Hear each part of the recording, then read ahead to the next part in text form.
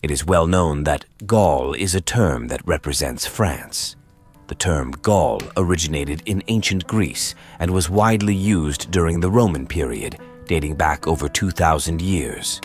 Geographically, Gaul roughly corresponds to present-day France and Belgium.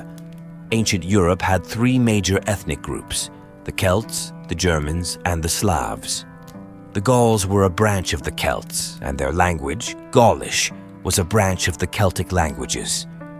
The name France, however, originally meant land of the Franks.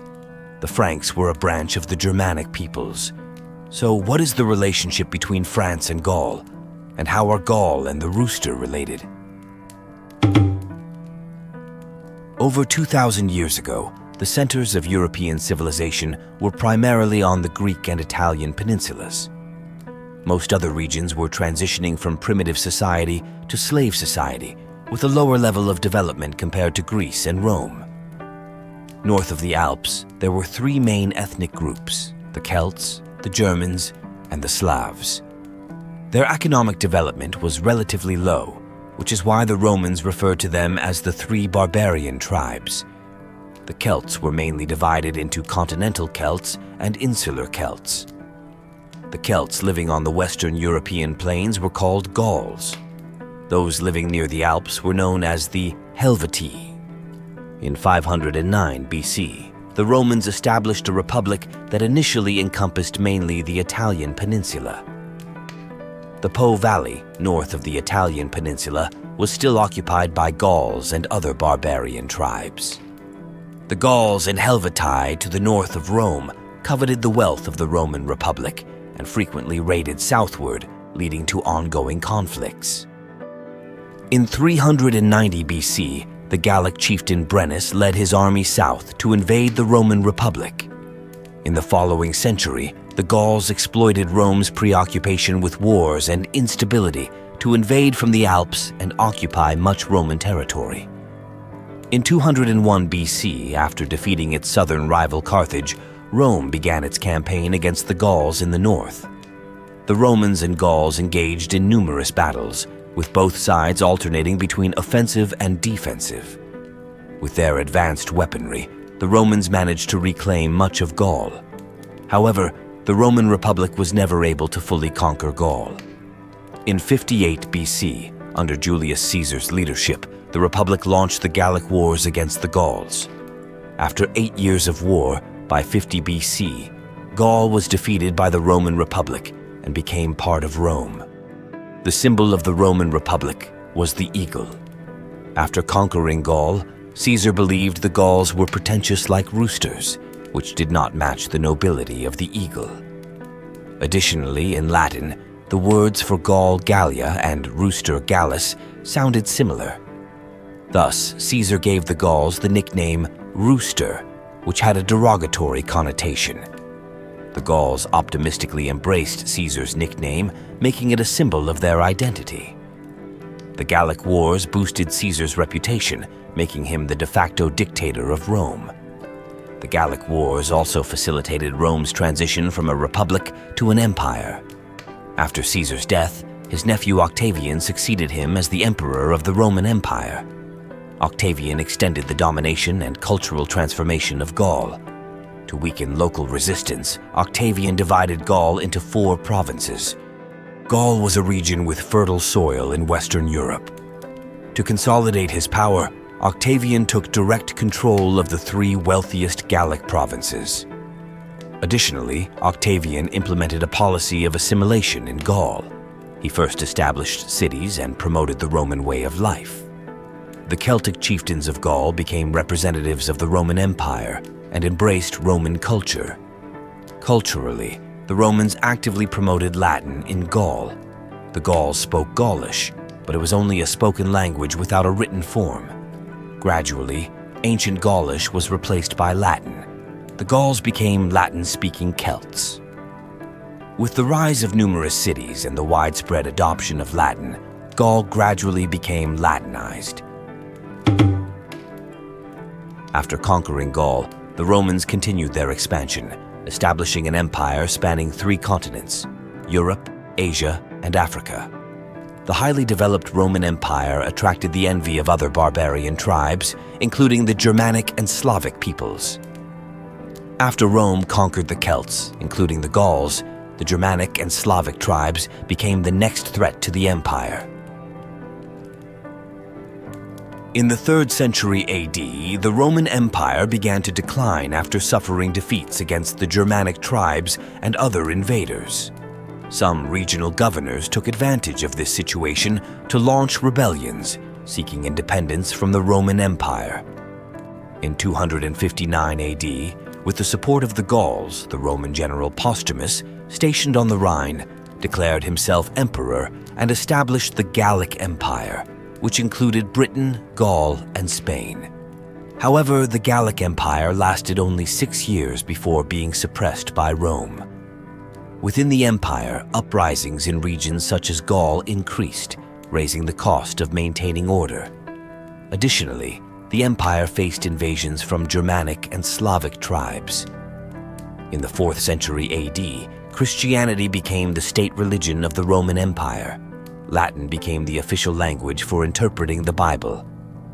As Standard Latin was formalized, regional variations began to emerge. For example, in Gaul, Latin merged with local languages to form Gallo-Latin. The establishment of Christianity did not improve the situation of the Roman Empire. Beginning in the 5th century, Germanic tribes massively invaded Gaul and the Italian peninsula. By the time the Roman Empire fell, Gaul had been occupied by several Germanic tribes. In 476 AD, the Roman Empire was destroyed by the Visigoths. By the late 5th century, the Franks had occupied Gaul.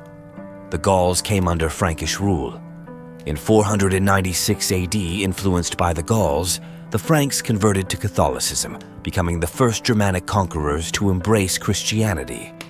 Generations of intermarriage between the Gauls and the Franks led to the emergence of the French nation. Frankish culture was relatively weak, so the Franks adopted Gallo-Roman culture and began speaking Gallo-Latin. On the foundation of Gallo-Roman languages, the Franks and Gauls gradually formed the common language of West Francia, French. In 800 AD, Charlemagne established the Frankish Empire through a series of conquests. However, after Charlemagne's death, the Frankish Empire gradually disintegrated. In 843 AD, Charlemagne's 3 grandsons divided the empire. Gaul was located within West Francia.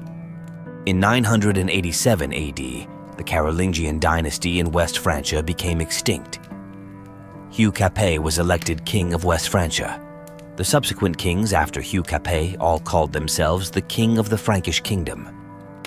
In the 12th century, Philip II of the Capetian dynasty declared himself the King of France, using the term France for the first time.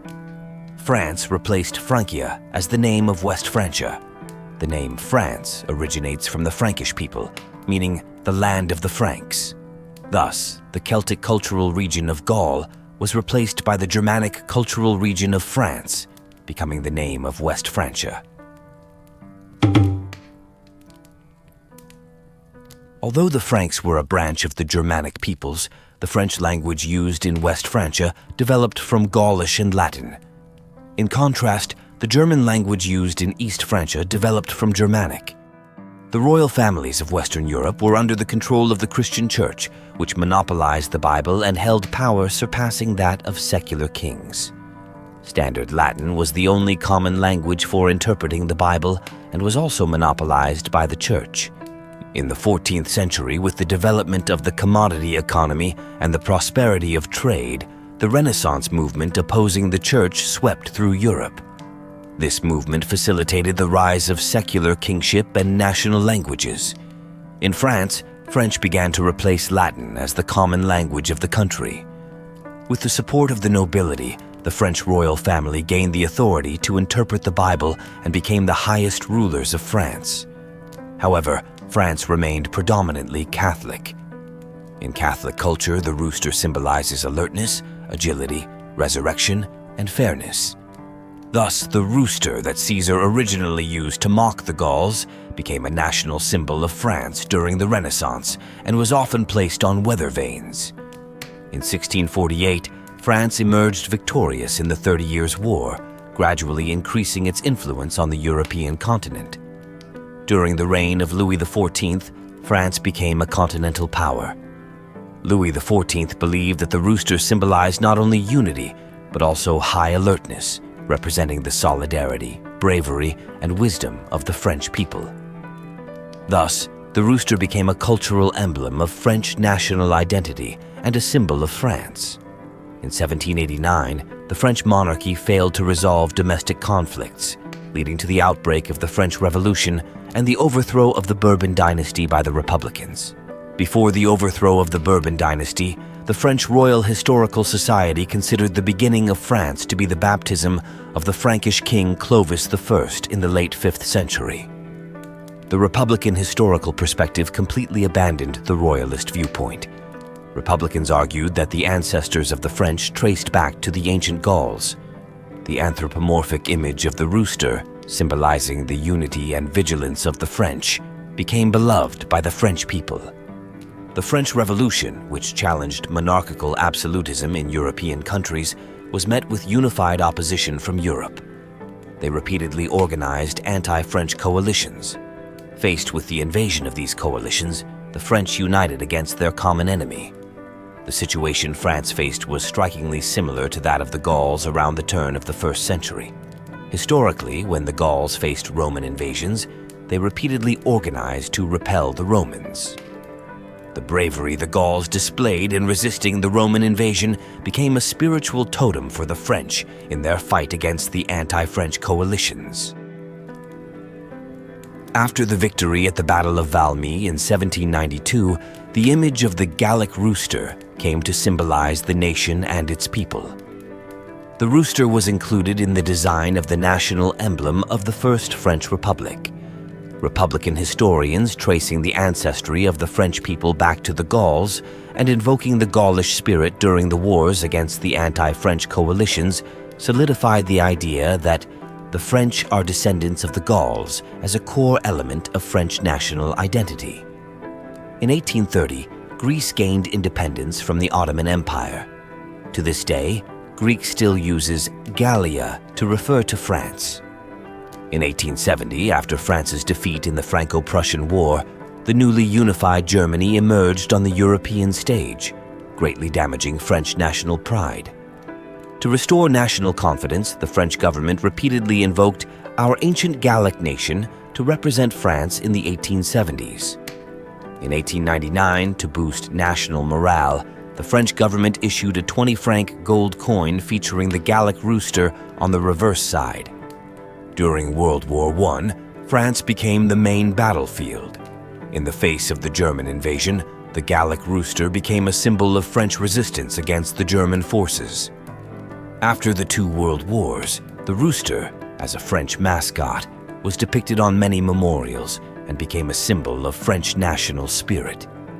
Today, a rooster stands atop the spire of the iconic Notre Dame Cathedral in Paris and at the Élysée Palace, the official residence of the French president. In the realm of sports, especially in football and rugby, France also includes the rooster in the national team's emblem. France is one of the few European countries that use the rooster as a national symbol. After World War II, genetic research began to be applied to anthropology and history. According to genetic research by authoritative European institutions, the paternal genes of white French people show that about 50% to 80% have Celtic ancestry.